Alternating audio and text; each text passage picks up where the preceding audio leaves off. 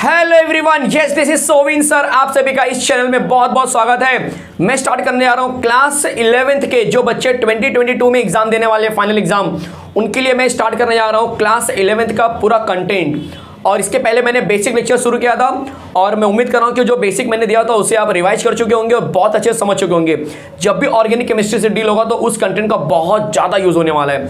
चलो आज शुरू करने वाले हैं चैप्टर नंबर 1, जिसका नाम है some basic concepts of chemistry. बहुत इंटरेस्टिंग चैप्टर है, बहुत सारे बच्चे इस चैप्टर से डरते हैं, बट मैं गारंटी दे रहा हूं अगर आप मेरे साथ एंड तक बने रहेंगे इस पूरे चैप्टर के साथ में, आपको इस चैप्टर से बोलते ना प्यार हो जाएगा। अरे यार मजा आ जाएगा आपको, गारंटी दे रहा हूं मैं आपको। ठीक है, अब जो इस चैप्टर का कंटेंट है पहले वो शुरू करता हूं मैं। तो सबसे पहले चैप्टर का नाम ही लिखा हुआ कि some basic concept of chemistry. आपको केमिस्ट्री के बारे में कुछ बेसिक चीजें बतानी है। तो सबसे बेसिक क्या हो सकता है, सोचिए जरा। सबसे बेसिक तो ये होगा कि सर केमिस्ट्री क्या है कि नहीं। तो चलो दिखाता हूं केमिस्ट्री का डेफिनेशन। चलिए तो दिखाता हूं कि केमिस्ट्री का डेफिनेशन क्या होगा। क्या है केमिस्ट्री? बहुत सिंपल सा कॉन्सेप्ट है। अगर मैं बात करूंगा केमिस्ट्री का, तो सबसे पहले समझ लें कि जो केमिस्ट्री होती है ना वो कहां से निकलती है। देखिए फिजिक्स, केमिस्ट्री, मैथ्स, बायो आपने सुना होगा अगर आप साइंस ले रहे हो तो जो केमिस्ट्री है वो कहीं ना कहीं साइंस से निकली हुई है। सही बात है, मतलब ये साइंस से क्या हुआ है, केमिस्ट्री निकला हुआ है। तो क्या मैं ऐसे बोल सकता हूँ कि chemistry is the branch of science. सही बात है। अब केमिस्ट्री में हम किसके बारे में स्टडी करेंगे? तो केमिस्ट्री में जनरली हम स्टडी करते हैं मैटर के बारे में। किसके बारे में? मैटर के बारे में। इसके फिजिकल और केमिकल प्रॉपर्टी के बारे में, मतलब फिजिकल प्रॉपर्टी और केमिकल प्रॉपर्टी के बारे में हम क्या करेंगे, स्टडी करने वाले। साथ में फिजिकल और केमिकल चेंजेस के बारे में भी पढ़ेंगे हम, फिजिकल चेंजेस और केमिकल चेंजेस। ठीक है, इस तरह से हम क्या करेंगे, स्टडी करने वाले। बस इतना ही तुम्हें याद रखना है। तो ये छोटा सा जो मैंने आपको समझाया बस उसी को देखो, आपको खुद ब खुद आ जाएगा।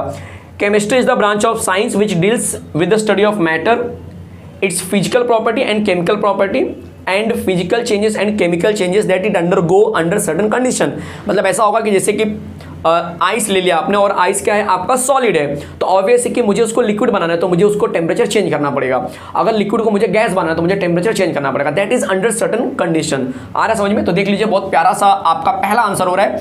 आप अपनी एक अच्छे से नोटबुक बना लीजिए और जैसे जैसे मैं लिखा के देते जा रहा हूँ हर एक कंटेंट को लिखते जाइए। आप देखेंगे at the end of the chapter आपका बहुत ही बेहतरीन नोट्स तैयार हो जाएगा, बहुत ही खूबसूरत नोट्स आपके लिए आपके साथ में रहेगा।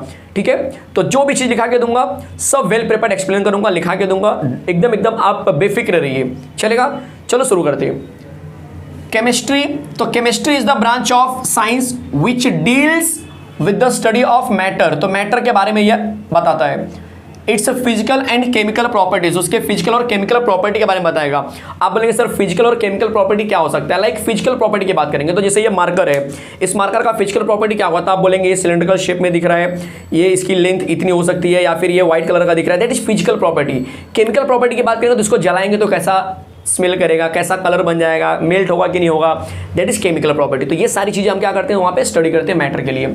और साथ में फिजिकल एंड केमिकल चेंजेस भी ऑब्जर्व करते हैं कि टेम्परेचर कम करने पे क्या होगा, ज्यादा करने पे क्या होगा, अगर मैं इसको बिना हवा के अंदर रखूं तो क्या होगा, हवा के साथ रखूं तो क्या होगा। इस तरह के चेंजेस भी मैं क्या करता हूं, ऑब्जर्व करता हूं। और वो changes of course under different condition पे होने चाहिए, ऐसा नहीं कि सेम कंडीशन पर है। तो जब डिफरेंट कंडीशन हम अप्लाई करेंगे तब आपको पता चलेगा कि इस कंडीशन पे इसका बिहेवियर बदल जा रहा है। बस ये सारी चीज़ों को जो जिस बोलते हैं ना पार्ट में मैं स्टडी करता हूँ उस पार्ट को मैं बोलता हूँ केमिस्ट्री, वो केमिस्ट्री मानी जाती है।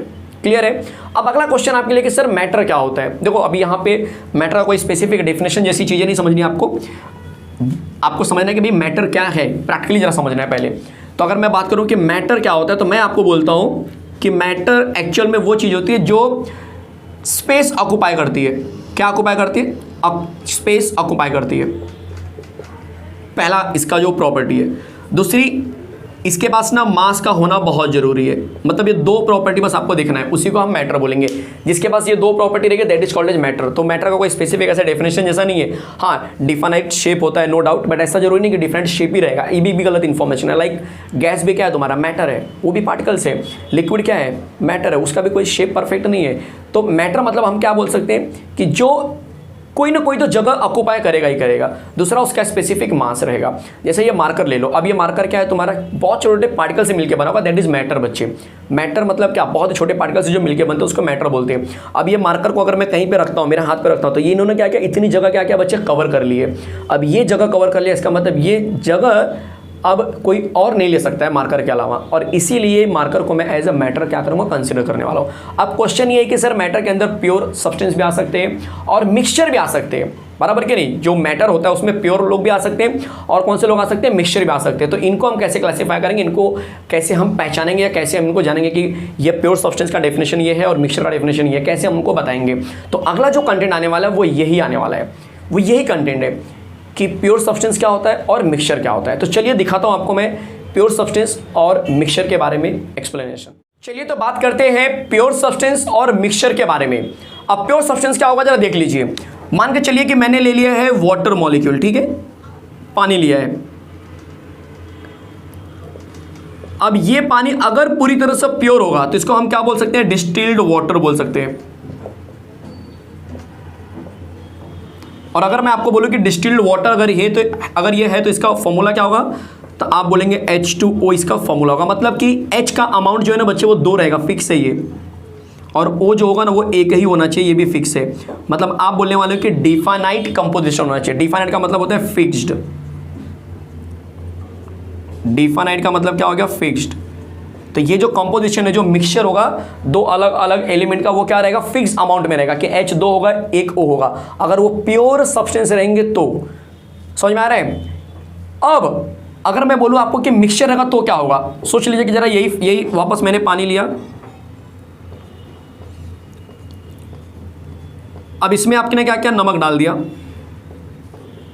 NaCl, प्लस आपने लेमन डाल दिया, थोड़ा सा नींबू का रस डाल दिया आपने, आप कुछ नींबू शरबत बना रहे हो वैसा कुछ।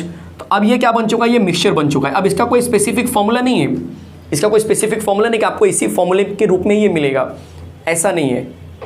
तो इसका मतलब कि इसका डिफाइनाइट कोई कंपोजिशन नहीं होता है। और इसकी प्रॉपर्टी भी क्या होगी, समय के साथ चेंज होती रहेगी, बट इसकी जो प्रॉपर्टी है वो समय के साथ वैसी के वैसी ही रहेगी। इसकी प्रॉपर्टी जो H2O की प्रॉपर्टी होती है, जो डिस्टिल्ड वाटर की प्रॉपर्टी रहेगी उससे मैच करेगी, बट इसकी प्रॉपर्टी क्या होगी, चेंज हो सकती है। नमक की प्रॉपर्टी से अलग हो सकती है, लेमन की प्रॉपर्टी से अलग हो सकती है, खुद पानी की प्रॉपर्टी से भी अलग हो सकती है। पानी तो टेस्टलेस होता है, बट इन लोगों को मिलने की वजह से पानी का टेस्ट अलग हो जाएगा, या लेमन का टेस्ट आना चाहिए बट नमक की वजह से उसका टेस्ट थोड़ा अलग हो गया। तो मतलब ये मिक्सचर में जो एक ओरिजिन होता है ना उसके जैसे वो बिहेव नहीं कर सकते। आ रहा समझ में। चलो देखते हैं कि डेफिनेशन क्या है। नोट्स में हर एक चीज़ को जैसे बता रहा वैसे लिखते चले जाइए। Pure substance, pure substances have a definite chemical composition. कितना अच्छा लिखा हुआ है कि जैसे मैंने आपको बताया कि प्योर सब्सटेंस के अंदर क्या रहेगा, एक फिक्स्ड केमिकल कंपोजिशन रहेगा। एग्जांपल के लिए देखो लिया हुआ डिस्टिल्ड वाटर की बात कर रहे हैं, और प्योर मेटल, जो प्योर मेटल होते हैं, गोल्ड हो गया, सिल्वर हो गया, ये भी क्या होते हैं, फिक्स्ड फॉर्मूले वाले होते हैं। भाई Ag सिल्वर है, खत्म बात, समझ में आ रहा है। फिक्स्ड जो रहेंगे उनको वैसे का वैसे ही हम लिखते हैं। मिक्सचर की बात करेंगे तो मिक्सचर में क्या होता है कि mixtures have no definite chemical composition. Mixture में केमिकल कंपोजिशन फिक्स नहीं होता है और इसका जो प्रॉपर्टी होगा वो भी ओरिजिन से मैच नहीं करेगा, राइट। एग्जांपल में पेंट हो गया, आप बोलेंगे सर पेंट कैसे, पेंट देखो, पेंट जो हम कलर लगाते हैं दीवारों के ऊपर, वो बच्चे सिर्फ और सिर्फ पर्टिकुलर एक कलर से नहीं बनता है। एक तो आप बहुत सारा कलर उसके अंदर मिक्स होगा, ऑयल होगा, ठीक है, एडिटिव्स होते हैं, मतलब कि जो दीवार में चिपकने में मदद करते हैं, ठीक है, आपने सुना होगा जैसे थोड़ा चिपचिपा होता है कि नहीं होता, तो मतलब उसके अंदर ऑयल डाला होगा, उसके अंदर लुब्रिकेंट जैसे कुछ प्रॉपर्टी डाले होंगे जिसकी वजह से दीवार पर आसानी से चिपक जाए, शाइनिंग प्रॉपर्टी आए, लस्टर प्रॉपर्टी आए, तो उसके लिए कुछ केमिकल्स डाले होंगे उसके अंदर, और लिक्विड फॉर्म में तो शायद पानी की मात्रा भी होगी या कोई अदर केमिकल्स होगा। तो ये क्या होते हैं, मिक्सचर से बने हुए हैं, कोई एक केमिकल नहीं डाला, बहुत सारे केमिकल डाले गए। कॉन्क्रीट होता है, आपने देखा होगा कि भाई सीमेंट होता है, ठीक है, फिर सैंड होते हैं, पत्थर वत्थर के तोड़ के उसको बारीक करके सीमेंट को, और भी पानी होता है, ठीक है, इनको हम जो मोल्टन फॉर्म में बनाते हैं, ठीक है, और उसके बाद हम दीवारों को खड़ा करते हैं। तो आपने क्या देखा कि भाई कॉन्क्रीट भी क्या होता है, बहुत सारी चीज़ों का मिक्सचर दिख रहा है मुझे। तो ये एग्जांपल्स किसके हो जाएंगे, ये एग्जांपल्स बहुत आसानी से आप टिक मार्क कर सकते हो मिक्सचर के अंदर। कोई डाउट है? अब क्वेश्चन आने वाला है कि सर जो प्योर सब्सटेंस है वैसे कौन से लोग होते हैं। तो जनरली मैं बता दूं कि एलिमेंट जो होते हैं, जो एलिमेंट होते हैं, जो हमने टेबल में पढ़ते हैं जनरली हम पीरियोडिक टेबल में, वो एलिमेंट को हम बोलते हैं प्योर सब्सटेंस। तो अगला क्वेश्चन आपके लिए आने वाला है कि एलिमेंट फिर क्या होता है, व्हाट इज एलिमेंट। चलो दिखाता हूँ कि एलिमेंट क्या होता है, कंपाउंड क्या होते हैं, और कैसे इनके साथ हम डील करेंगे। तो नेक्स्ट कंटेंट आने वाला है आपके लिए एलिमेंट का डेफिनेशन। चलिए तो शुरू करते हैं डेफिनेशन ऑफ एलिमेंट्स। बहुत प्यारा सा डेफिनेशन है, पहले समझ लीजिए, हर एक चीज़ को पहले मैं समझा रहा हूँ फिर आपको रिलेट कर रहा हूँ। देखिए जब मैं बात करता हूँ एलिमेंट्स की, मान के चलो कार्बन एलिमेंट है, हाइड्रोजन एलिमेंट है, ऑक्सीजन, इन सबको हम एलिमेंट बोलते हैं। आप बोलेंगे सर CO2 एलिमेंट है क्या, बिल्कुल नहीं। अच्छा H2 एलिमेंट है क्या, बिल्कुल नहीं। O2 एलिमेंट है क्या, बिल्कुल नहीं। ऐसा क्यों?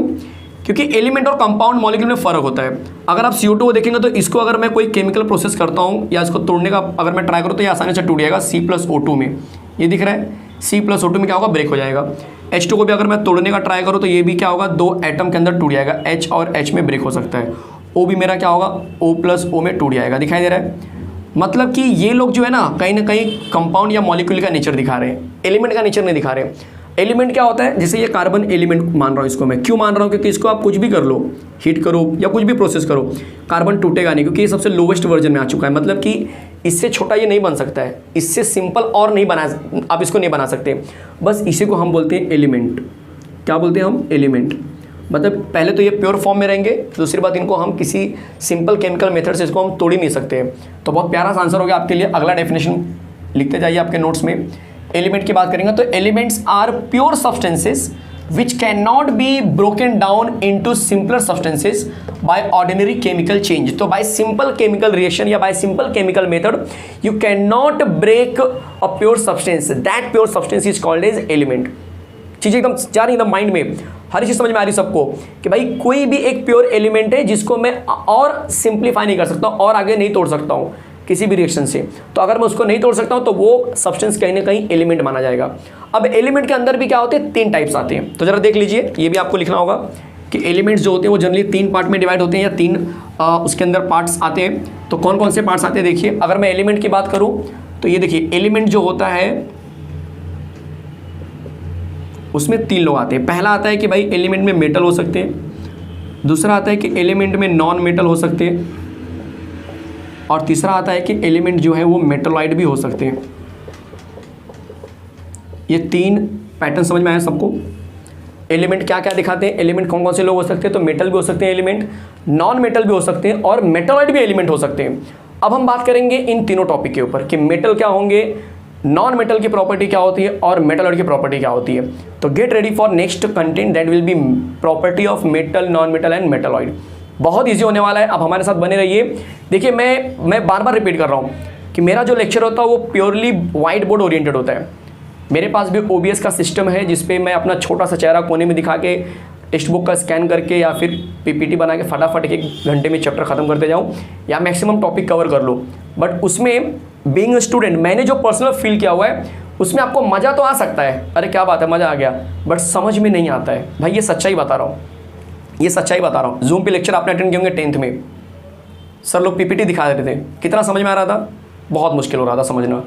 वैसे ही होता है, तो इसीलिए मेरे पास भी सिस्टम अवेलेबल है, बट मैं ट्राई क्यों नहीं करता हूँ, क्योंकि मुझे पता है कि उस पर चीज़ें मेरे लिए आसान रहेंगे बट बच्चों के लिए डिफिकल्ट रहेंगे। अब अगर कोई बच्चा यूट्यूब पे आ रहा है लेक्चर अटेंड करने के लिए तो वो इसलिए तो नहीं आ रहा है कि भाई चीज़ें उसको मुश्किल बनानी है, डिफिकल्ट बनानी है। अगर वो मेरे साथ जुड़ना चाहता तो वो इस तरह से जुड़ेगा, वो इस पैटर्न को फॉलो करेगा कि अगर मैं सर के साथ जुड़ रहा हूँ तो मुझे कुछ अच्छा मिलना चाहिए यार।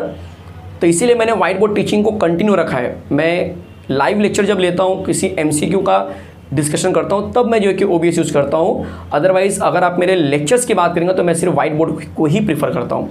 चलो बात करते हैं नेक्स्ट कंटेंट की, जो होने वाला है आपके लिए मेटल, नॉन मेटल और मेटलॉइड का प्रॉपर्टी।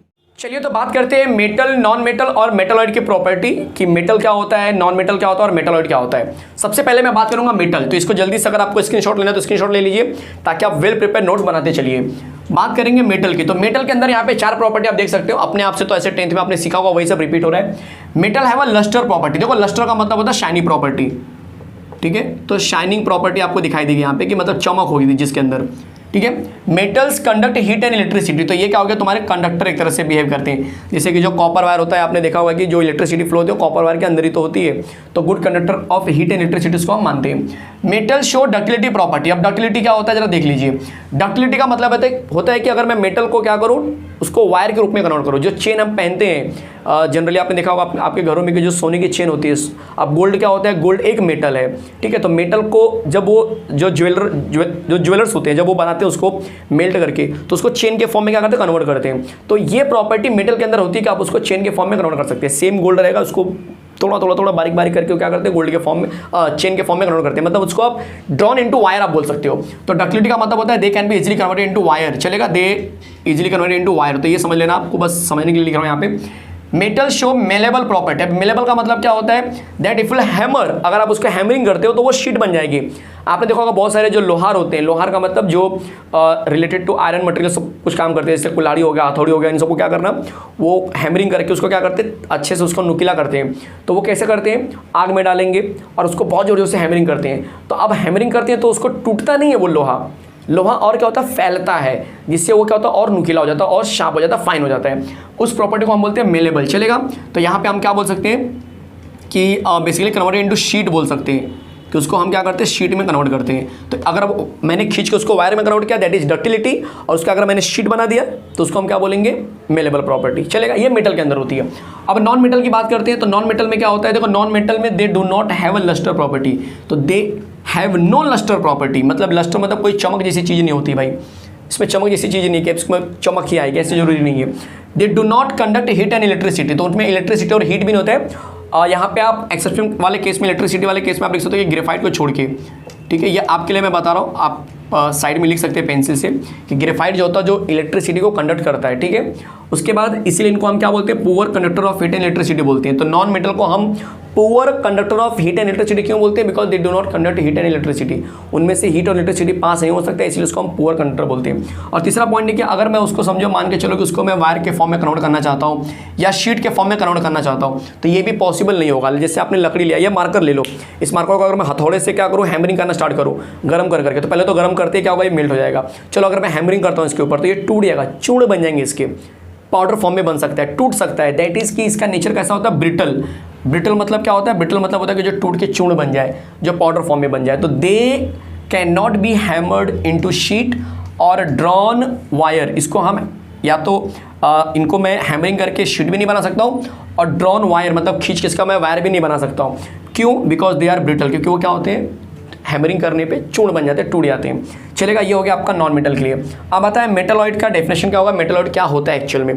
तो बहुत प्यारा सा आंसर है, अगर ये मेटल है और ये नॉन मेटल है, ऑब्वियस है कि आपको तो पता होगा ही कि मेटल और नॉन मेटल। अब मेटल नॉन मेटल के बीच में जो एलिमेंट आएंगे, मतलब जिसकी प्रॉपर्टी दोनों के बीच की रहेगी, उसी को हम बोलते हैं मेटलॉइड। चलेगा, तो मेटलॉइड क्या होगा, some elements have property intermediate between metals and non metals are called metalloids, और उसी मेटलॉइड को हम कहीं कहीं पे सेमी मेटल के नाम से भी जानते हैं। अगर मैं एग्जांपल की बात करूँ तो यहाँ पे एग्जांपल में आप गोल्ड, सिल्वर, आयरन जो लिखना है लिख लीजिए। नॉन मेटल की बात करेंगे तो आप बहुत सारा नॉन मेटल होता है, पेपर हो गया, प्लास्टिक हो गया, पेपर, प्लास्टिक, वुड। चलेगा, और अगर मेटलॉइड की बात करेंगे तो मेटलॉइड के अंदर सिलिकॉन आ सकता है, जर्मेनियम आ सकता है, ये सब उसके एग्जाम्पल्स हो सकते हैं। चलेगा, ये सब उसके एग्जांपल्स हो सकते हैं। चलेगा, देख लीजिए फटाफट। इस तरह से ये जो कंटेंट हुआ आपका मेटल, नॉन मेटल और मेटलॉइड का, मैंने पूरी तरह से अच्छे से एक्सप्लेन कर दिया है। अब हम बात करेंगे कंपाउंड्स किसको बोलते हैं। नया कंटेंट आ रहा है आपके लिए कि कंपाउंड क्या होता है। अभी इसके पहले मैंने जब मैं एलिमेंट सिखा रहा था तब मैंने आपको थोड़ा सा हिंट भी दिया था कि कंपाउंड क्या हो सकता है। जैसे कि एलिमेंट को हम तोड़ नहीं सकते, बट कंपाउंड को हम क्या कर सकते हैं, आसानी से तोड़ सकते हैं। बिल्कुल सही जा रहे हैं आप लोग। तो चलो दिखाता हूँ कि कंपाउंड का डेफिनेशन क्या होगा। Get ready for the next content, that will be compound. चलिए तो बात करते हैं कंपाउंड्स की। बहुत प्यारा सा कंटेंट है। कंपाउंड जो होता है एलिमेंट का उल्टा होता है। अब पहले तो आपको बता दूं कि जो कंपाउंड होता है उसमें हम जब भी कोई ऑर्डिनरी केमिकल रिएक्शन या मेथड फॉलो करेंगे तब उस कंपाउंड को हम इजीली क्या कर सकते हैं, तोड़ सकते हैं सिंपलर सब्सटेंस में। उसी को हम बोलते हैं कंपाउंड। जैसे कि मैंने इसके पहले भी बताया था कि अगर आप H2O लेते हो और इसको आप क्या करते हो, स्ट्रांगली हीट करेंगे तो ऑब्वियस है कि यहाँ से क्या निकल जाएगा, H2 और O2 गैस क्या होंगे, आपके बाहर चले जाएंगे। ठीक है, वो अलग बात है कि आपको 2 से इस तरह से मल्टीप्लाई करना पड़ेगा, वो सब अलग प्रोसेस है। बट कहीं ना कहीं पानी को आपने क्या किया, जैसे थोड़ा सा स्ट्रांगली हीट किया तो क्या हुआ, आपका H2 और O2 जो होगा पानी जो है टूट के बाहर निकल जाएगा। ठीक है, वैसे ही एक रिएक्शन होता है अमोनिया। अमोनिया भी क्या होता है कि जैसे इसको आप ब्रेक करेंगे तो ये बन जाता है N2 और यहाँ से क्या होता है H2 बाहर चला जाता है। इसको 3 से मल्टीप्लाई करते हैं, इसको हम 2 से मल्टीप्लाई करते हैं, तो इस तरह से बैलेंस होता है। बट बैलेंसिंग में मेरा इंटरेस्ट नहीं है। मेरा इंटरेस्ट है कि कंपाउंड किसको बोलते हैं, जिसको हम क्या कर सकते हैं, किसी सिंपल केमिकल मेथड से हम क्या कर सकते हैं, उसको तोड़ सकते हैं और छोटा कर सकते हैं। The substances which can be easily broken down into simpler substance by an ordinary chemical process. आपको बता दो कि टेक्स्ट बुक में इसका डेफिनेशन गलत लिखा हुआ है, वो बाय मिस्टेक से एलिमेंट का ही पूरा का पूरा सेम आंसर छप गया है, प्रिंट हो गया है, तो वो मत देख पढ़ना आप लोग। ठीक है, इसीलिए मैं बोल रहा हूँ कि हर चीज़ को लिखते जाओ ताकि आपको फायदा मिले बाद में। तो ये जो कंपाउंड का डेफिनेशन है उसको लिख लेते हैं। अब मैं बात करने वाला हूँ एक नए कॉन्सेप्ट की। हमने इसके पहले मिक्सचर पढ़ा था।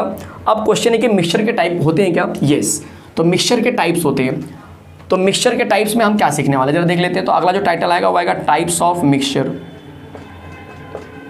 मिक्सचर का डेफिनेशन तो हमने ऑलरेडी पढ़ लिया है।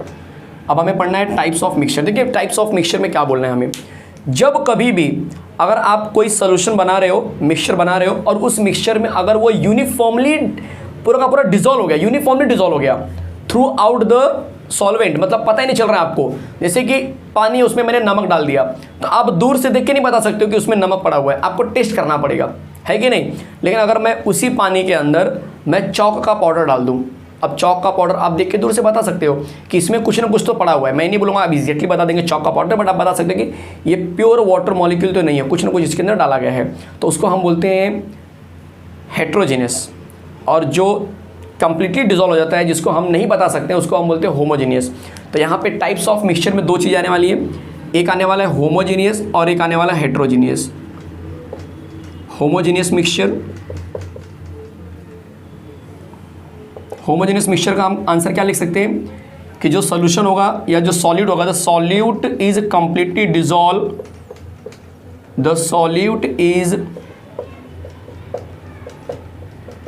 completely dissolved and formed uniform solution। ये सबसे इंपॉर्टेंट पार्ट है। यूनिफॉर्म सॉल्यूशन का मतलब क्या है, एक ही जैसा दिखेगा, आप दूर से देखेंगे आपको पता नहीं चलेगा दो अलग अलग चीज़ उसमें मिक्स हुई हैं, एक ही जैसा दिखाई दे रहा है। तो सॉल्यूट जो होगा वो कंप्लीटली क्या होगा, डिजोल्व हो जाएगा एंड फॉर्म्ड यूनिफॉर्म सॉल्यूशन, तब उसको हम क्या बोलेंगे कि होमोजेनियस मिक्सचर हुआ वो। ठीक है, एग्जाम्पल अगर आपको देना है तो आप एग्जाम्पल दे भी सकते हो, salty water is the best example, चलेगा। सेकंड में लेता हूं हेट्रोजेनियस।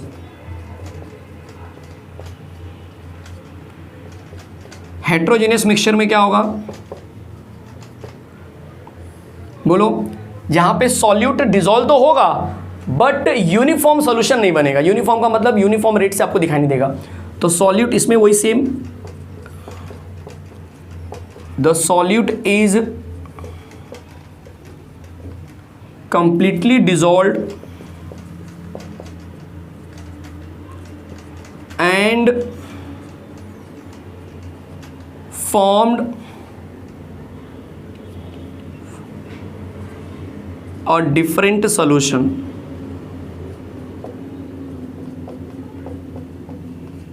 यूनिफॉर्म मतलब सेम, डिफरेंट मतलब अलग, थोड़ा अलग सोल्यूशन बनेगा। फॉर्म्ड अ डिफरेंट सोल्यूशन, अगर डिफरेंट सोल्यूशन बन रहा है तो इसका मतलब क्या हो गया, वो हेट्रोजेनियस हो गया। और अगर यूनिफॉर्म सोल्यूशन बनेगा दैट इज कॉल्ड एज, अब इसके एग्जांपल में हम क्या ले सकते हैं, solution of water and chalk powder, chalk powder, चलेगा। इतना इंपॉर्टेंट टॉपिक नहीं है बट ठीक है, अभी बुक में है तो हम गो थ्रू करते चलते हैं, चलेगा। कोई डाउट है किसी को यहाँ तक, देख लीजिए फटाफट। इसके आगे का कंसेप्ट काफ़ी इंटरेस्टिंग होने वाला है। क्या है वो, जो आप बचपन से पढ़ रहे हो, स्टेट्स ऑफ मैटर। भाई मैटर के कितने स्टेट्स होते हैं, सॉलिड, लिक्विड, गैस, तो उनके बारे में हम थोड़ा सा सीखेंगे। और फिर धीरे धीरे अब हम उस चैप्टर का जो मेन आने वाला यूनिट, फिर उसके बाद यूनिट कन्वर्जन, फिर बहुत सारे आप आगे फिजिक्स में भी सीखेंगे, फंडामेंटल क्वांटिटीज, सारी चीज़ें अभी आने वाली हैं। ठीक है, तो चलो शुरू करते हैं पहले स्टेट्स ऑफ मैटर। चलिए तो शुरू करते हैं पहले states of matter. States of matter क्या होता है, देखो मैटर के कितने स्टेट्स होते हैं तो जनरली मैं आपको बता दूं, जो मैटर होता है ना उसके 3 स्टेट्स होते हैं। यहाँ पे देख लीजिए, मैटर्स के जनरली आपको मिलेंगे 3 स्टेट्स। जो पहला होता है वो होता है सॉलिड, दूसरा जो होगा वो होगा आपके लिए लिक्विड, और तीसरा जो होता है वो होता है गैस।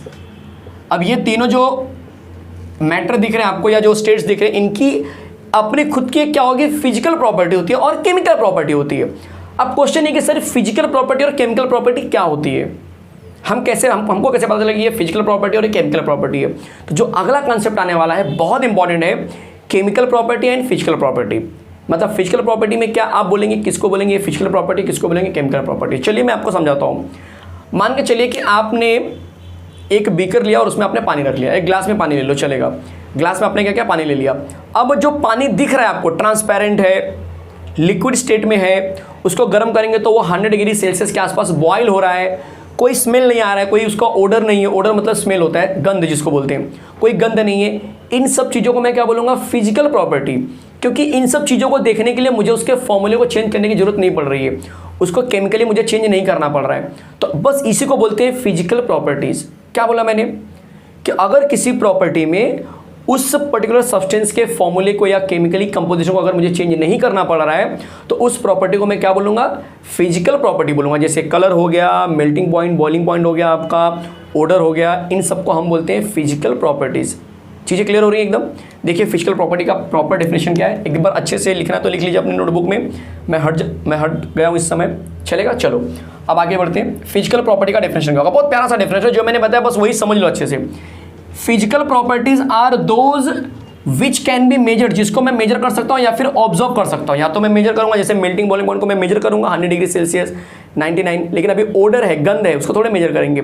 कलर है, उसको थोड़े कोई मेजर करेगा, देखेगा भाई येलो कलर है, ग्रीन कलर है, ब्लू कलर है, या ट्रांसपेरेंट है, कुछ कलर नहीं है, तो हम क्या करेंगे, ऑब्जर्व करेंगे। बट इन सब चीज़ों में क्या ध्यान रखना, without changing the chemical composition. जिस सब्सटेंस का मैं फिजिकल प्रॉपर्टी निकालूंगा, इस प्रोसेस में उसकी केमिकल प्रॉपर्टी या उसका जो केमिकल कंपोजिशन है वो चेंज नहीं होना चाहिए, बस ये ध्यान देना है। चलेगा। एग्जांपल्स देना है अगर आपको तो एग्जांपल्स भी लिख लीजिए, अच्छा रहेगा आपके लिए। जैसे मैंने अभी डिस्कस किया आपसे, कलर हो सकता है, ऑर्डर हो सकता है, बॉइलिंग पॉइंट हो सकता है, ये सारे इन्फॉर्मेशन जो है कि इसके अंदर आ सकते हैं। क्लियर है सबको। चलो अब अगला कंटेंट लेके चलते हैं जिसका नाम है केमिकल प्रॉपर्टीज़। तो केमिकल प्रॉपर्टीज़ क्या होती है, फिजिकल प्रॉपर्टी में आप जो केमिकल कंपोजिशन उसको आप बिल्कुल चेंज नहीं करेंगे। केमिकल प्रॉपर्टी में आपको केमिकल कंपोजिशन को चेंज करना पड़ेगा और उसके थ्रू जो प्रॉपर्टी निकल के आएगी उसी को बोलते हैं केमिकल प्रॉपर्टीज़। लाइक अगर मेरे पास मैग्नीशियम है और मैग्नीशियम को मैंने हवा में जला दिया तो अब मेरा जो नया कंपाउंड बनेगा that is magnesium oxide, MgO बन जाएगा। सही बात है। तो आपको क्या दिखाई दे रहा है कि यार Mg पहले था अकेले, लेकिन अब MgO बन गया, मतलब उसका फॉर्मूला चेंज हो गया, उसके केमिकल कंपोजिशन में चेंजेस आ गए। उसी को बोलते हैं केमिकल प्रॉपर्टी, जहाँ पे आप उसके केमिकल को चेंज करना स्टार्ट कर देते हो और उसके बाद आप उसकी प्रॉपर्टी को क्या करते हो, ऑब्जर्व करते हो या जज करते हो। तो केमिकल प्रॉपर्टी का बहुत प्यारा सा आंसर हो जाएगा, chemical properties are the properties where substances undergo a chemical change. Substances को मैं क्या करता हूँ, एक केमिकल चेंज में डाल देता हूँ, मतलब समझ रहे हैं, उसको मैं पूरी तरह से बदल देता हूँ। बट वो बदलते कैसे, and thereby exhibit change in a chemical composition by changing chemical composition. ऐसे नहीं बदल देते हैं। अब ये मार्कर है, इसको अगर मैं गर्म करूँगा तो ऑब्वियस है इसके स्टेट में चेंजेस आएंगे, इसके बिहेवियर में चेंजेस आएंगे। ये जिससे बना है प्लास्टिक से, उसका पॉलीमर मेल्ट होगा, इसको पॉलीमर बोलते हैं, प्लास्टिक जो तो पॉलीमर से बनता है, तो इसका पॉलीमर क्या होगा, मेल्ट होगा, वो अलग स्ट्रक्चर में जाएगा। तो दैट इज़ केमिकल चेंज, मतलब इसके केमिकल को मैं अलग अलग कर रहा हूँ। तो अब मार्कर जिस केमिकल से बना था और जो अब मुझे जो मिला हुआ है अब सब अलग अलग हो चुके हैं। तो इसका मतलब कि उस प्रॉपर्टी को उस समय जो मुझे दिखाई देगा, उस समय जो मुझे रिसर्च करने पे जो पता चलेगा, जो नई चीज़ें मुझे मिल रही हैं, उसको हम बोलते हैं कि इस मार्कर का वो केमिकल प्रॉपर्टी हुआ। अब बिना इसको मार्कर को चेंज किए, बिना इसके फॉर्मूले को या बिना इसके स्ट्रक्चर को डिस्टर्ब किए अगर मैं जो प्रॉपर्टी जज करूँगा that is physical property. Solid है, वाइट कलर है, ठीक है, अंदर इंक डाला गया है, मेल्टिंग पॉइंट बॉइलिंग पॉइंट भी हम देखेंगे नहीं, बट इसका तो मेल्टिंग पॉइंट बॉइलिंग पॉइंट तो अलग हो, बात ही अलग हो गई, ठीक है। मतलब ये सारी चीज़ों को मैं यहाँ पे ऑब्जर्व कर रहा हूँ। तो केमिकल प्रॉपर्टीज सबको समझ में आ गया। Chemical properties are the properties where substances undergo a chemical change. Substance का हम केमिकल चेंज करते हैं, केमिकल इसको चेंज करते हैं, और जब हम केमिकली चेंज करेंगे तब होगा क्या, exhibit change in a chemical composition, तब उसके कंपोजिशन में भी चेंजेस आएगा। जैसे कि एग्जांपल के लिए मैंने बोला कि जो मैग्नीशियम है उसको मैंने हवा में क्या किया बच्चे, जला दिया। जैसे मैंने उसको जलाया तो ये जो मैग्नीशियम अकेले था अब बन जाएगा MgO। बैलेंस करने के लिए मैंने 2 से मल्टीप्लाई किया, देखा इस तरह से बन जाएगा। तो पहले मैग्नीशियम अकेले था बट अब MgO बन गया, तो केमिकली क्या हो गया, पूरी तरह से चेंज हो गया। आ रहा समझ में। और इसको हम बोलेंगे मैग्नीशियम का केमिकल प्रॉपर्टी, कि हवा में जलने के बाद ये मैग्नीशियम ऑक्साइड देता है। मे बी कोई और एलिमेंट नहीं देता होगा, कोई और एलिमेंट ऑक्सीजन से रिएक्शन नहीं करता होगा, ऐसे प्रॉपर्टी हो सकती है अलग अलग एलिमेंट की। तो ये हमें प्रॉपर्टी मिल गई, किसकी प्रॉपर्टी मिल गई, मैग्नीशियम की। कौन सी प्रॉपर्टी मिल गई, केमिकल प्रॉपर्टी मिल गई। मजा आ रहा है बच्चे एकदम। देखिए साइंस लेना, अपने चेहरे पर स्माइल हमेशा रखना, जो सबसे इंपॉर्टेंट चीज़ है, चेहरे पे हमेशा स्माइल रखना। फ्रस्ट्रेशन लेके नहीं चलना है, फ्रस्ट्रेट होकर नहीं चलना है भाई। साइंस के बच्चों के लिए ये बहुत ज़रूरी है कि आपका एटीट्यूड, आपका बिहेवियर कैसा होना चाहिए, पॉजिटिव होना चाहिए। अगर आप सोचेंगे यार साइंस है, इतना सारा पढ़ना है, पता नहीं कैसे होगा, वो शिट क्यों साइंस लिया मैंने, तब बच्चे आपके 2 साल की बोलते ना लाइफ बहुत ही बेकार जाने वाली है, बहुत स्ट्रेसफुल रहेंगे। फिर आप एंजॉय करो, यस मैंने साइंस लिया है, इस बार तो कुछ एकदम धमाल करूंगा। 10 तक तो अच्छे से नहीं हो पाया, एग्जाम कैंसिल हो गई, अपने आप को प्रूफ नहीं कर पाया, लेकिन इस बार 11th और 12th में तो फाड़ दूंगा, पूरा कहर मचा दूंगा, आग लगा दूंगा। ऐसा एटीट्यूड होना चाहिए। और ये एटीट्यूड लेके बैठिए आप, जब भी लेक्चर देखते तो ये एटीट्यूड होना चाहिए। नोट्स बनाइए एकदम अच्छे से, देखिए हर एक चीज़ चल के आएगी। चलेगा। चलो बढ़ते हैं अगले कंटेंट की तरफ जो होने वाला है अब यूनिट से रिलेटेड। चलो दिखाता हूँ मैं आपको।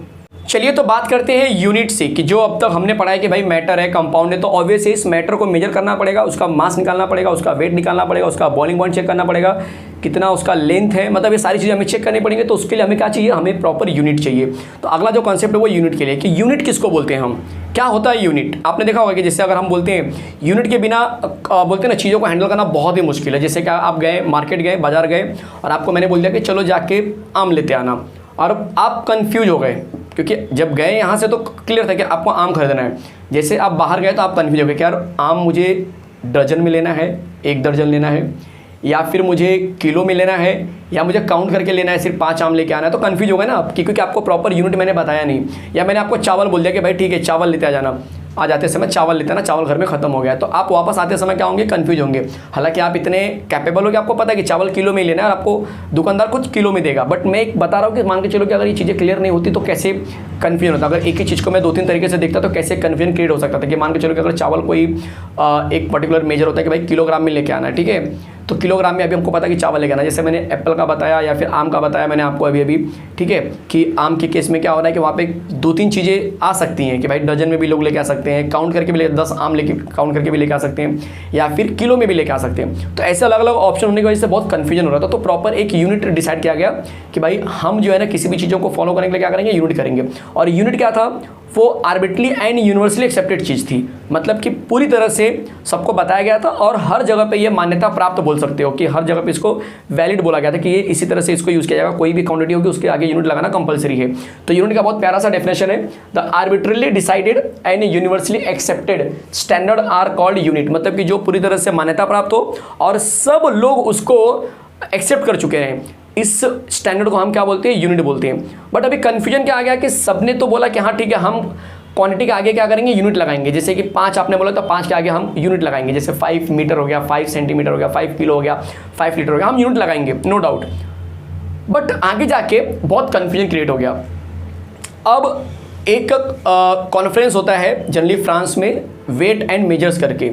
अब वेट एंड मेजर्स जो कॉन्फ्रेंस होता है उसमें अलग अलग देशों के साइंटिस्ट आते हैं और वहाँ पे डिस्कशन होता है मेजर्स एंड यूनिट के बारे में। तो वहाँ के लोगों ने, मतलब जो कॉन्फ्रेंस का जो हेड था उसने क्या किया कि भाई काम दिया सबको कि एक काम करो, कोई एक मेजरमेंट करके लेके आओ आप लोग। सेम उसने क्या किया, क्वांटिटी जो है कि दे दी सबको। जैसे कि एग्जांपल के लिए मार्कर सब देश को दे दिया कि जाओ इसका लेंथ मेजर करके लेके आओ, ठीक है। अब अलग अलग देश के लोगों ने अलग अलग पैटर्न को फॉलो किया, सबने यूनिट यूज़ किया, बट यूनिट का सिस्टम जो था वो सही नहीं था। तो अब हम आगे सीखने वाले हैं कि यूनिट के सिस्टम के बारे में। तो सिस्टम ऑफ यूनिट, अगला टाइटल क्या होने वाला आपके लिए, सिस्टम ऑफ यूनिट। जो अलग अलग देश थे वो अलग अलग पैटर्न को फॉलो करते थे। जैसे कि एक सिस्टम आया निकलकर सीजीएस सिस्टम, जरा ध्यान से देखना, सीजीएस सिस्टम जिसका मतलब होता है सेंटीमीटर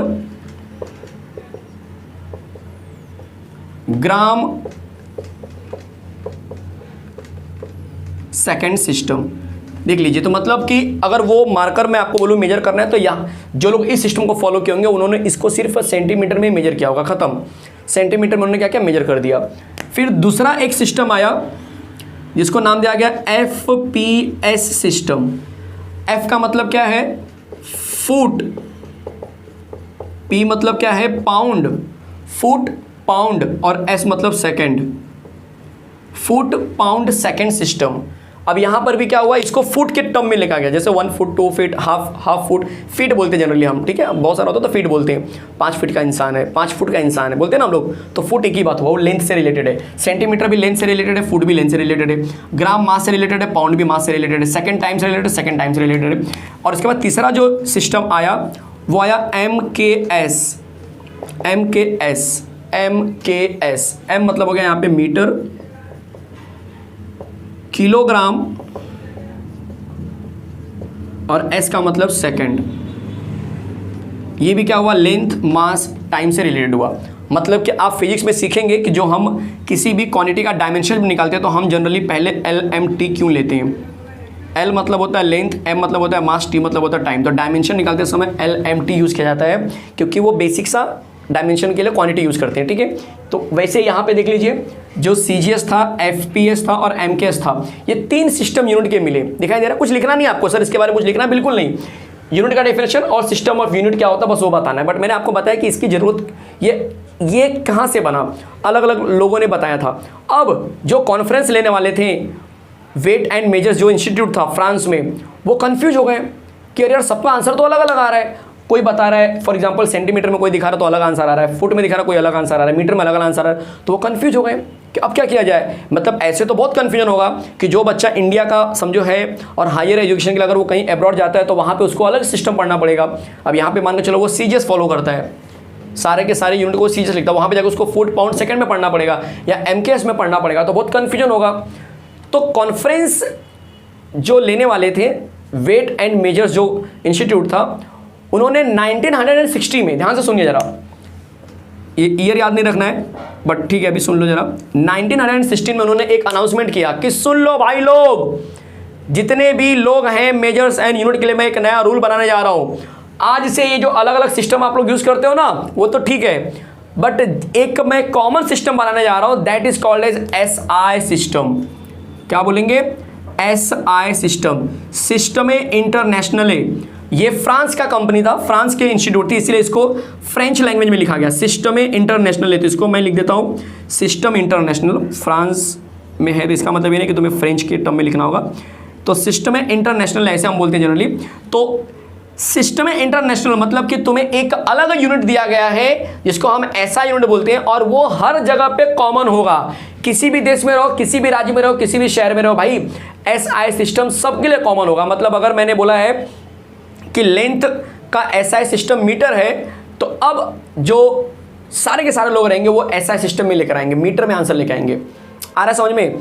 तो 1916 में वेट एंड मेजर्स जो इंस्टीट्यूट था, जो फ्रांस का, जो मेजरमेंट से रिलेटेड चीज़ों को डिस्कवरी करते हैं या फिर उसको उसके ऊपर क्या करते हैं, अमल करते हैं या उसके ऊपर पेपर पब्लिश करते हैं, उन्होंने क्या किया 1960 में एक नया रूल लगाया कि अब हम फॉलो करेंगे SI system, that is system international है और ये फ्रेंच वर्ड से निकला हुआ है। और ये जो है इसका मतलब ये होगा कि हर एक क्वांटिटी का एक फिक्स्ड क्या रहेगा, ऐसा यूनिट रहेगा। आप अलग अलग यूनिट फॉलो करो अपने रीजनल में, कोई तकलीफ नहीं है, अपने अपने राज्य में, अपने मेरे शहर में, अपने घर में जो भी यूज़ करना है करो।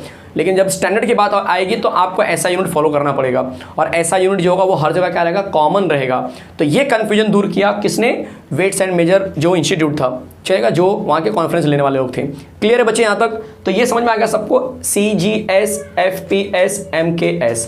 और एक नई चीज़ समझ में आ गई कि अच्छा सिस्टम है इंटरनेशनल, मतलब जिसको हम स्टैंडर्ड फॉर्म बोलते हैं। जनरली लोग बहुत से लोग बोलते हैं स्टैंडर्ड फॉर्म में, स्टैंडर्ड फॉर्म नहीं, सिस्टम इंटरनेशनल इसका फुल फॉर्म होता है और जिसका मतलब होता है कि जनरली ऐसा यूनिट हम बोलते हैं। क्या बोलते हैं? ऐसा यूनिट। अब क्वेश्चन है कि ऐसा यूनिट जो हमें बोला गया है तो अब हम किसका निकालेंगे? तो उसके लिए हमें पहले पढ़ना होगा कुछ क्वांटिटी के बारे में, कुछ क्वांटिटी के बारे में पढ़ना है। तो यहाँ पे जनरली दो तरह की क्वांटिटी निकाली गई थी।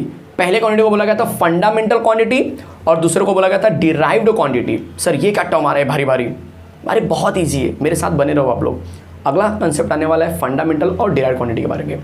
तो get ready for this important concept fundamental and derived quantity. चलो शुरू करते हैं। चलिए तो शुरू करते हैं फंडामेंटल एंड डिराइव्ड क्वांटिटी। पहले आपको बता दूं कि फंडामेंटल क्वांटिटी क्या होता है, पहले समझ लीजिए, मजा आ जाएगा एकदम। देखिए फंडामेंटल क्वांटिटी की अगर मैं बात करूं,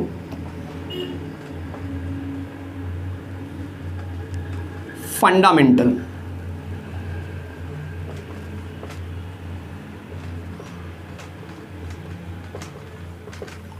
देख लीजिए, जैसे कि मैं आपको बोलूं कि अगर कोई मैंने एक आपको टुकड़ा दिया है किसी भी चीज़ का, ठीक है, और मैंने बोला कि इसका लेंथ मेजर करना है, तो आप क्या करेंगे? आप जल्दी से स्केल निकालेंगे और फटाफट यहाँ पे रखेंगे और ऐसे मेजर कर लेंगे। बोलेंगे सर ये इतना सेंटीमीटर है कि नहीं? किसी भी सिस्टम में मेजर करो, उससे फ़र्क नहीं पड़ रहा, बट आपको मेजर करने के लिए क्या करना है? कुछ किसी के ऊपर डिपेंड नहीं रहना है। लेंथ को मेजर करने के लिए आपको किसी के ऊपर डिपेंड नहीं रहना है। अगर मैंने बोला कि इस मार्कर का मास निकालो, तो आप फट से क्या करेंगे? जो टॉप एंड बैलेंस होता है उसको लेंगे, स्विच ऑन करेंगे, इलेक्ट्रॉनिक वाला होता है उसके ऊपर रख दिया, आपने इसका मास निकाल लिया, ग्राम में कुछ भी आंसर आ जाएगा।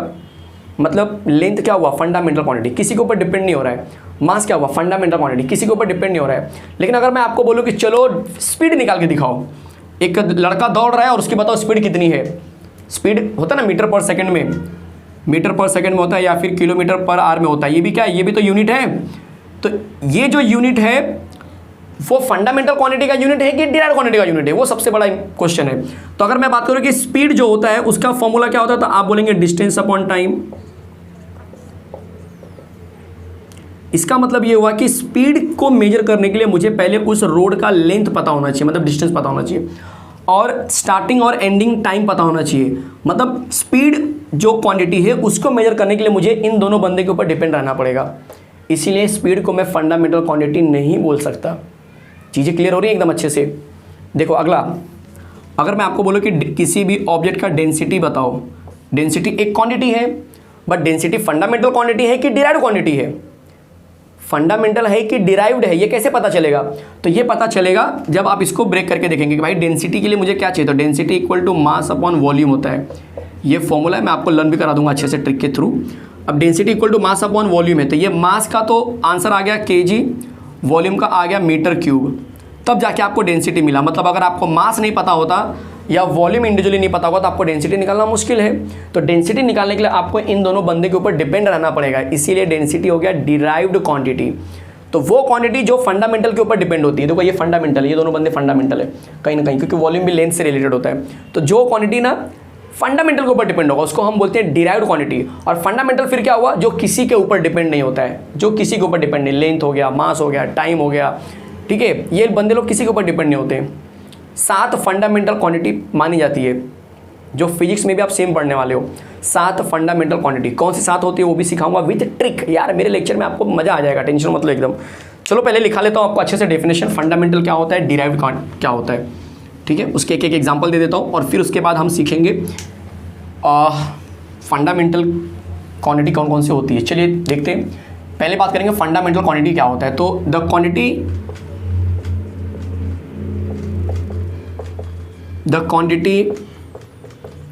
which do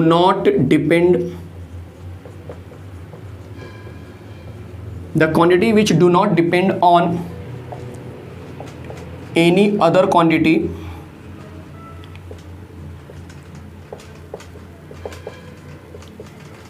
for their measurement।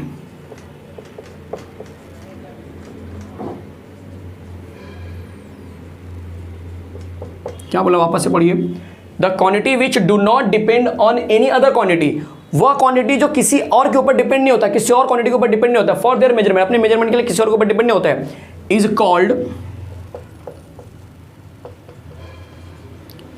Is called fundamental quantity,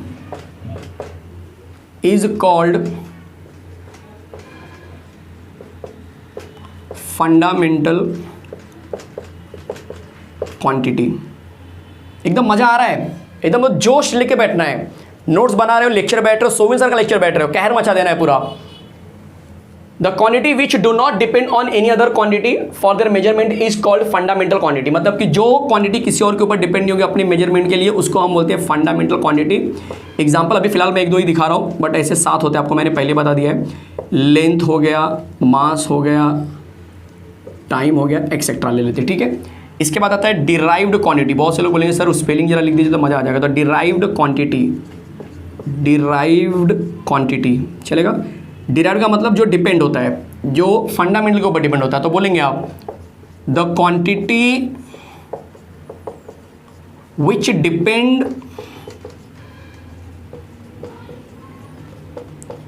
depends on other fundamental quantity,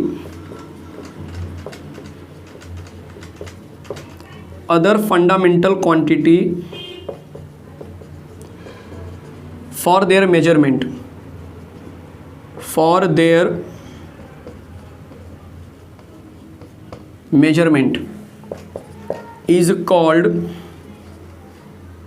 derived quantity। देख लीजिए कितना मजेदार कंटेंट चल रहा है। The quantity which depends on other fundamental quantity, मतलब एक ऐसी क्वांटिटी जो फंडामेंटल के ऊपर डिपेंड होती है, किसके लिए, अपने मेजरमेंट के लिए, तो उसको हम बोलते हैं डिराइव्ड क्वांटिटी। जैसे एग्जांपल के लिए ले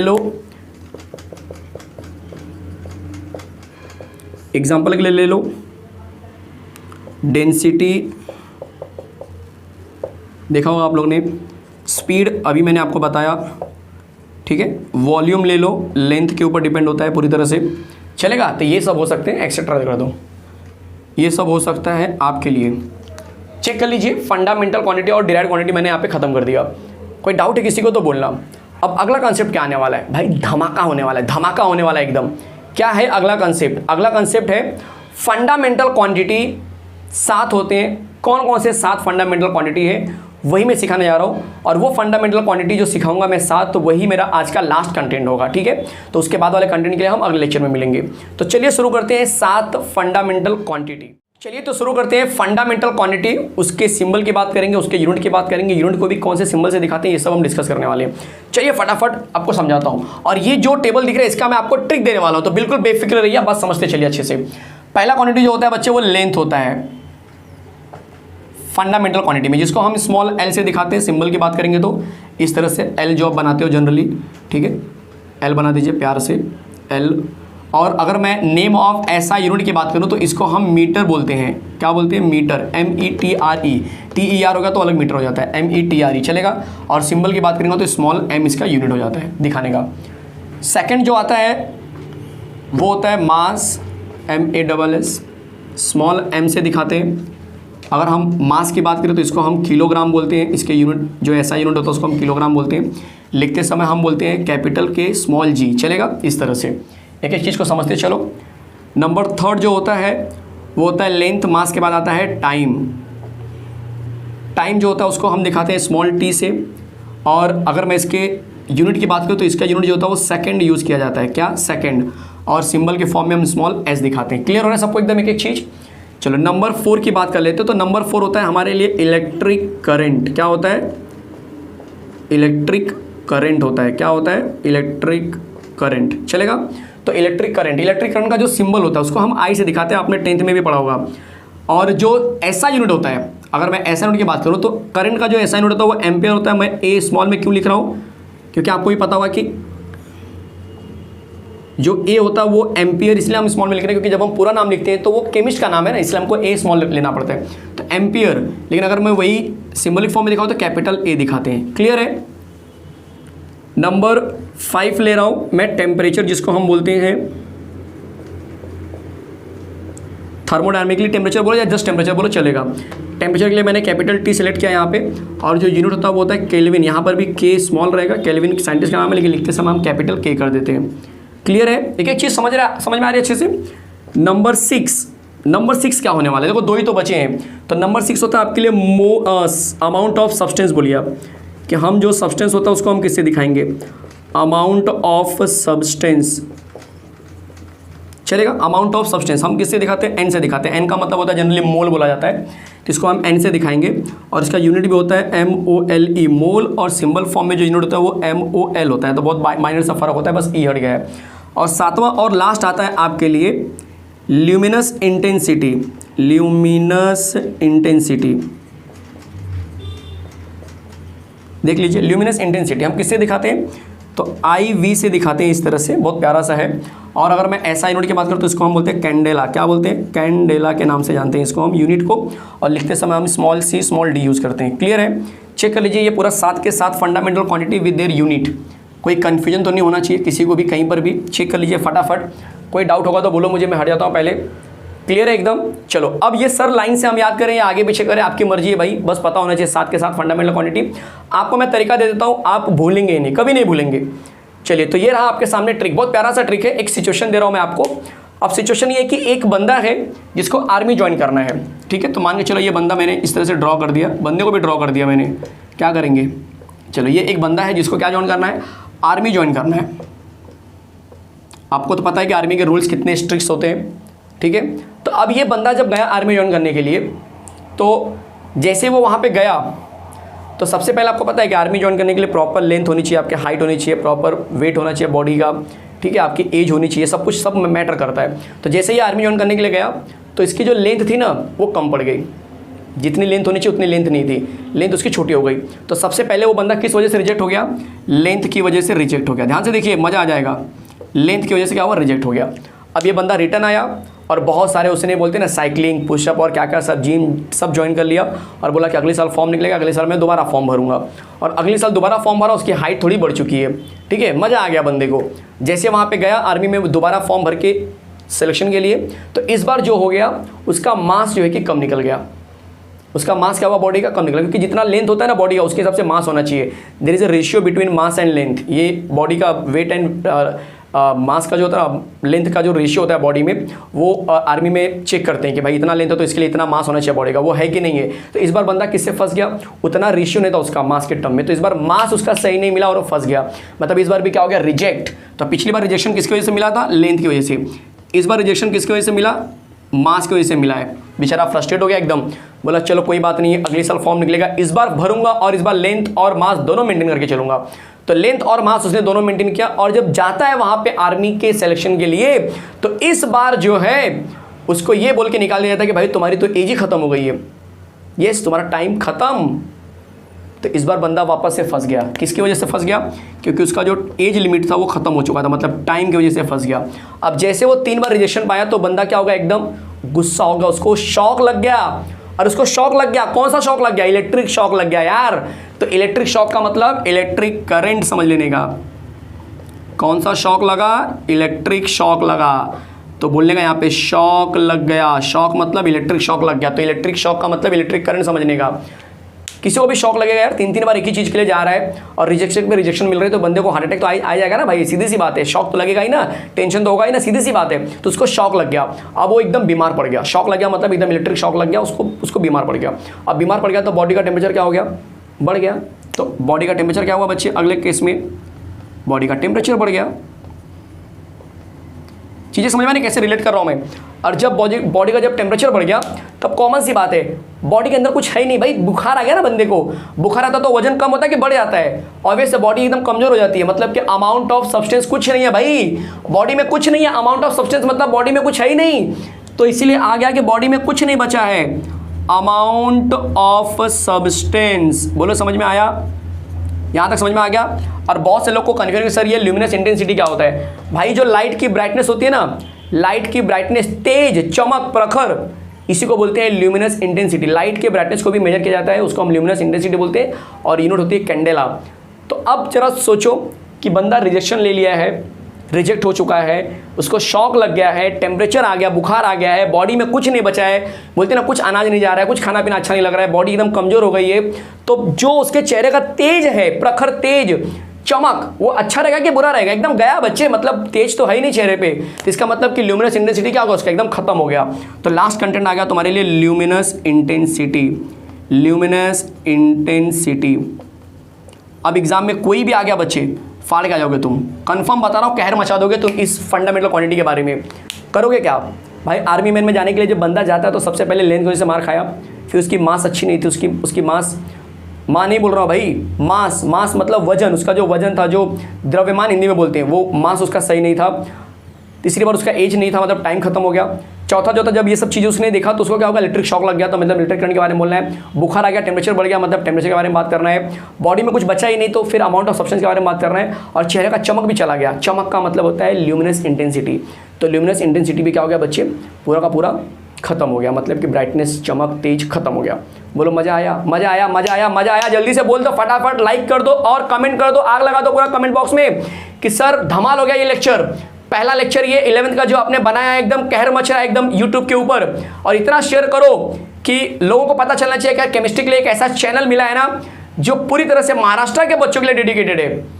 अब यहाँ पे मैं स्टॉप करने वाला हूँ और बहुत जल्दी लेक्चर नंबर 2 रिलीज करूंगा। तो जितने बच्चे 10th से 11th में जा रहे हैं उनसे रिक्वेस्ट है कि पहले तो इस चैनल को जल्दी से सब्सक्राइब कर लीजिए। ऐसे आपको बहुत अमेजिंग कंटेंट लेकर आऊंगा और हर एक चैप्टर वेल प्रिपेयर्ड एक्सप्लेनेशन के साथ में दूंगा। कोई टेंशन नहीं, कोई एजिटेशन नहीं है, चलेगा। अगर ये चैनल, ये जो लेक्चर अगर कोई सीनियर देख रहा है, 12th के बच्चे देख रहे हैं, या फिर जो 12th पास आउट हो गए हैं, जो जिन्होंने मुझे सब्सक्राइब किया था, बच्चे आपसे रिक्वेस्ट है कि आप अपने छोटे भाई बहन जूनियर्स को इस चैनल के बारे में बताइए और उन्हें बोलते हैं एक आश्वासन दे सकते हैं आप कि हाँ यार इस चैनल पे आप ट्रस्ट कर सकते हैं, जैसे कि मैंने किया था या जो मैं कर रहा हूँ इस समय, और बहुत अच्छी अच्छी चीज़ें मुझे मिल रही हैं। तो प्लीज़ प्लीज़ प्लीज़ इस चैनल के बारे में लोगों को बताइए। मिलते हैं नेक्स्ट कंटेंट में, एक अगले कंटेंट साथ में, नेक्स्ट लेक्चर में एक अगले कंटेंट साथ में। तब तक आप बहुत सारे स्टडी कीजिए।